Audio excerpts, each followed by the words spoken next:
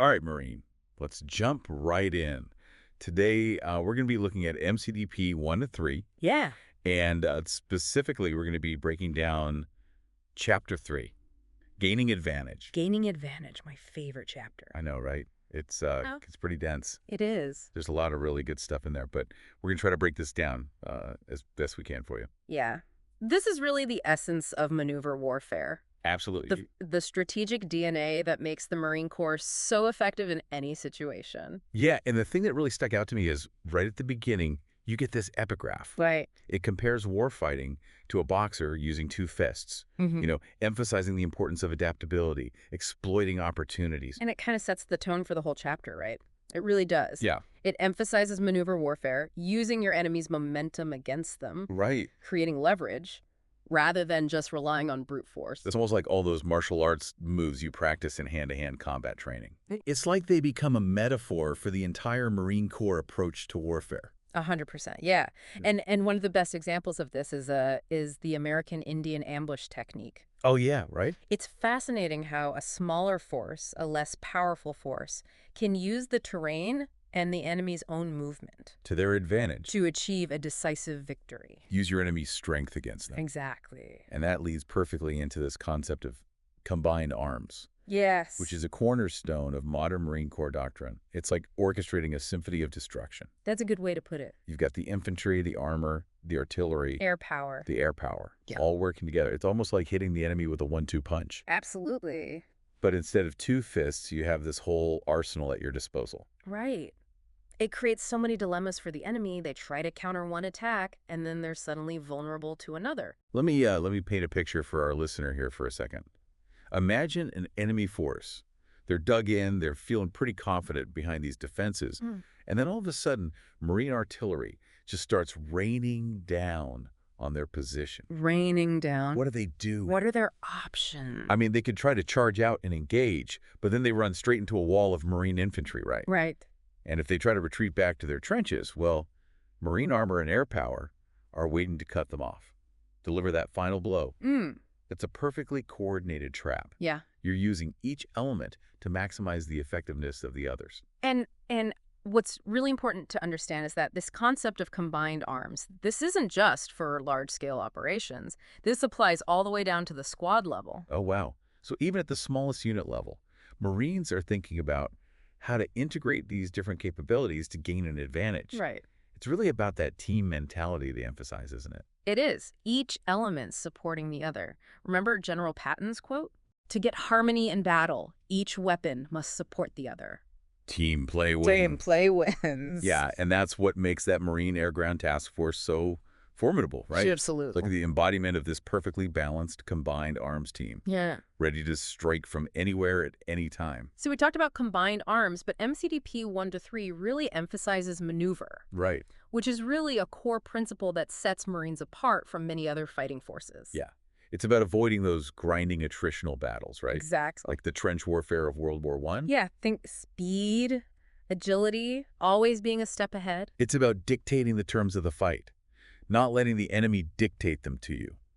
That's it. So when we talk about maneuver, we're talking about more than just physical movement, right? Right. It's about gaining advantage in time, space, and tempo. Okay, so let's break this down for our listener. What does it actually mean to maneuver in time? So think about it like this.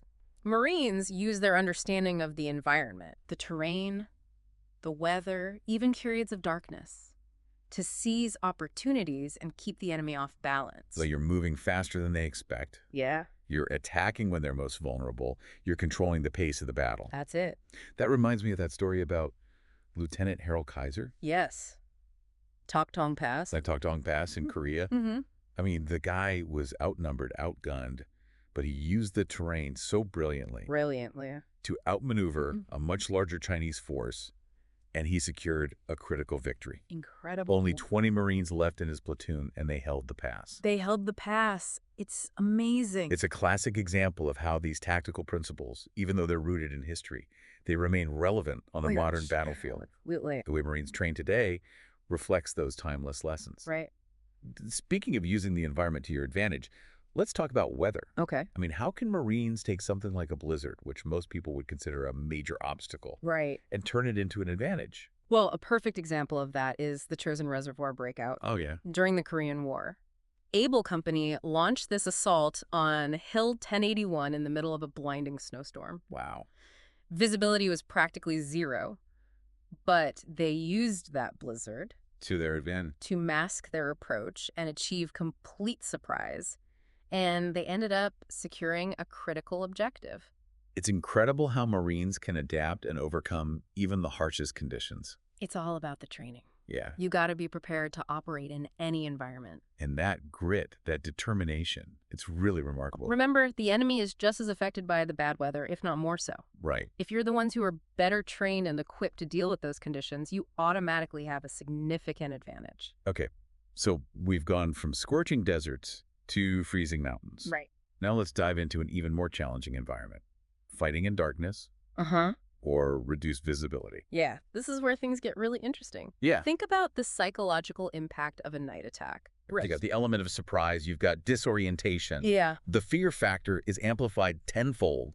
The enemy can't see you coming, and that can be absolutely paralyzing. Right. MCDP 13 even highlights a perfect example of that from the Battle of Okinawa. Oh, yeah? The Marines were facing this heavily fortified Japanese defensive line on Kunishi Ridge. How do they break through? Right. They launched this daring night attack. It was brilliant. Yeah. They used the cover of darkness to their advantage. They infiltrated the enemy positions. Right. And they seized key terrain before the Japanese even knew what hit them. It's just crazy how darkness can be a weapon in its own right. Absolutely. Especially when you have the training and the mindset to exploit it. Right. Speaking of exploiting situations, MCDP 1-3 introduces this concept called complementary forces. Okay. It's like a nutcracker. Applying pressure from multiple directions, squeezing the enemy until they crack. So instead of this head-on assault, you're coordinating your forces to strike from multiple angles. Yeah. Keeping the enemy constantly off balance, preventing them from mounting an effective defense. Precisely. Think of it like air-to-air combat tactics. You got fighter jets approaching an enemy aircraft from multiple directions at different altitudes. Okay. It's a three-dimensional trap. Wow. The enemy has no good options. No matter which way they turn, they're vulnerable. It's like this coordinated dance of destruction. It is. And each element's working in harmony to overwhelm the enemy. And what's really cool is they connect this to Sun Tzu's idea of the Chai and the Qi. Absolutely. Timeless principles of warfare that are adaptable to any situation. Right. So tell me more about that. The Chai and the Qi. What exactly does that mean? So the Chang is the direct action. It fixes the enemy's attention. The Qi is that unexpected maneuver Okay. that delivers the decisive blow. All right. So the Chai is keeping them busy. The Qi is hitting them where it hurts. That's a good way to put it.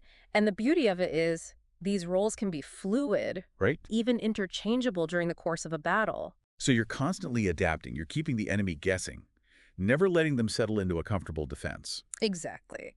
And speaking of keeping the enemy guessing, let's talk about surprise. Okay.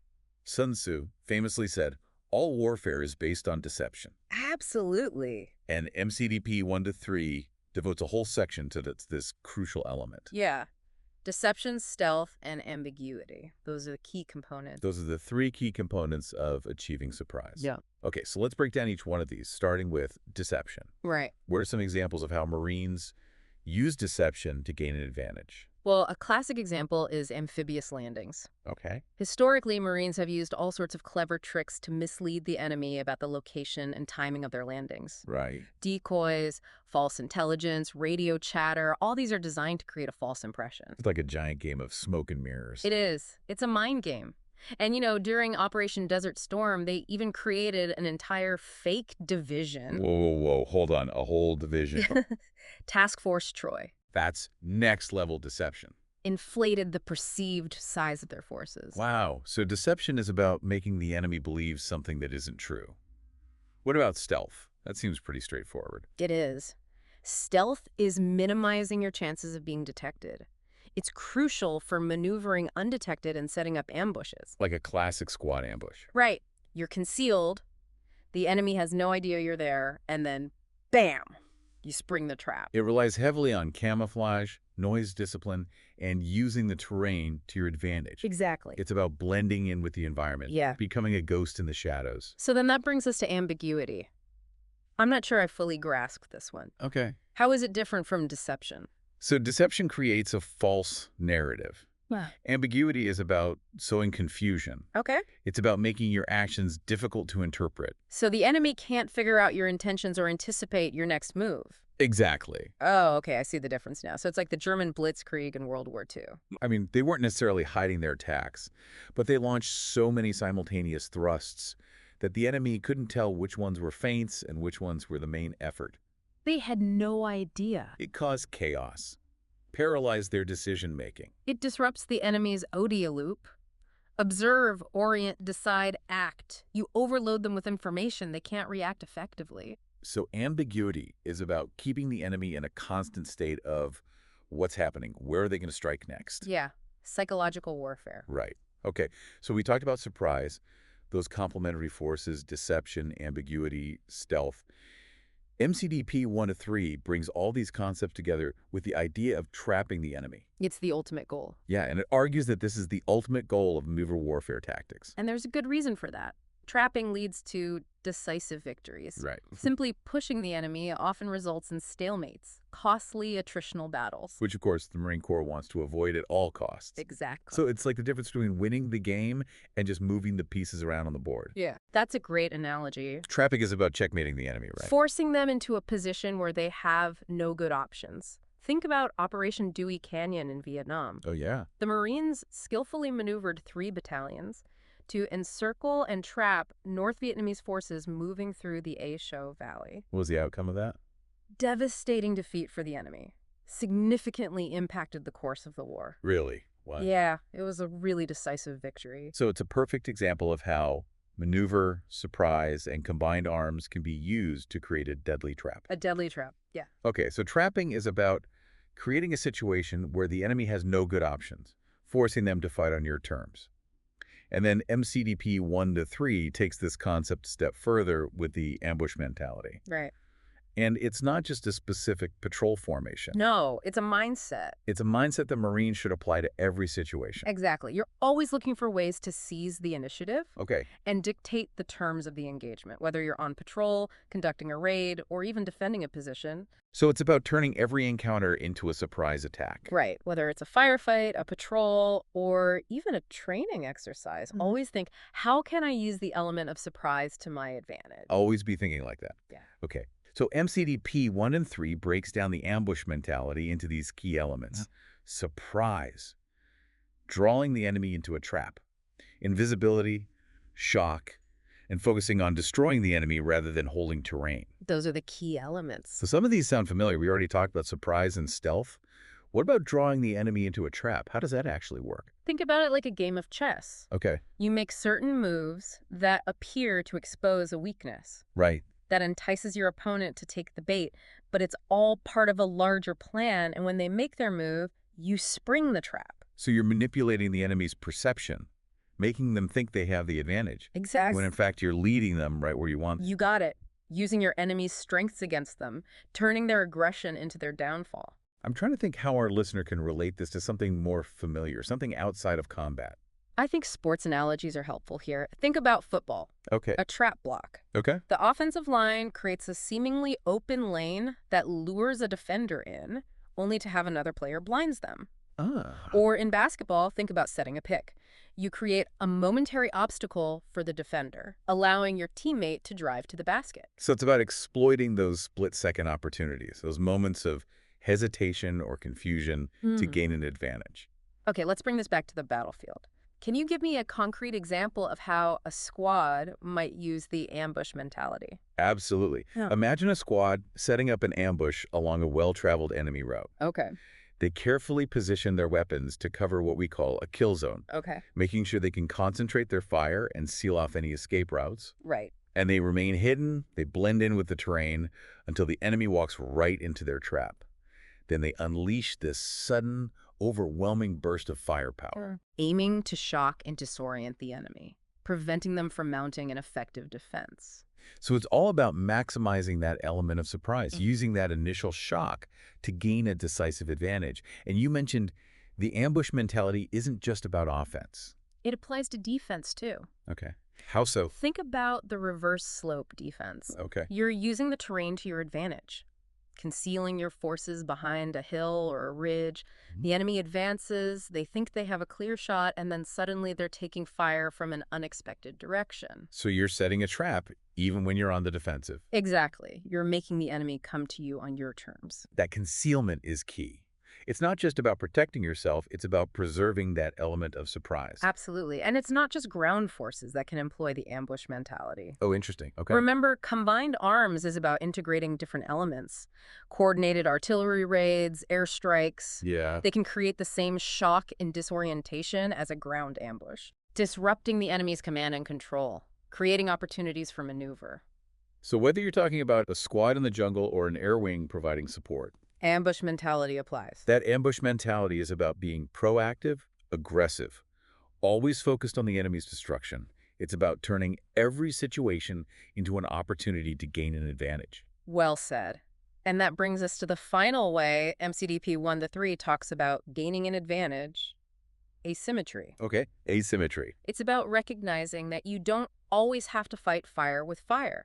Sometimes the smartest move is to apply your strength against the enemy's weakness. To exploit their vulnerabilities. Oh, exactly. So it's not about matching the enemy tank for tank. Right. It's about finding those mismatches, those areas where you have a clear advantage. Exactly. Give me an example. Okay.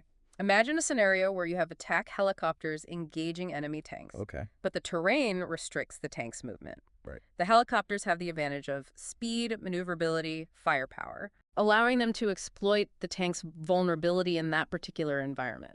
So it's about choosing the right tool for the job, even if it seems unconventional. Exactly. It's about using a scalpel instead of a sledgehammer. When the situation calls for it. Right. Okay.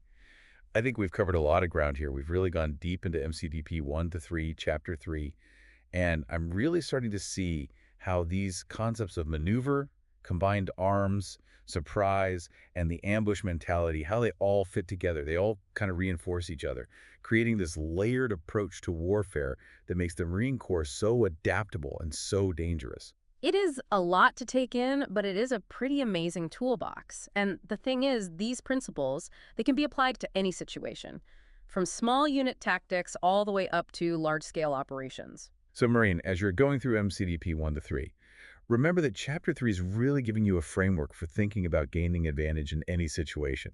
It's about mastering the tools in your toolbox. That's a good way to put it, yeah. Maneuver, combined arms, surprise, asymmetry, and then using all of those to outthink and outmaneuver your opponent. It's about being a thinking warrior, Right. not just a mindless follower of orders. Understanding the why behind those tactics so you can adapt and improvise when you need to. Yeah. It's about taking all that training, all those drills, and turning it into instinct. Absolutely. Making those principles a part of your DNA as a Marine. Think of it this way. If every Marine embraced these concepts, if every Marine thought about maneuver, combined arms, surprise, and the ambush mentality, it would be a game changer. Yeah. The entire force would become a force multiplier, capable of achieving victory against any adversary. That's a powerful thought.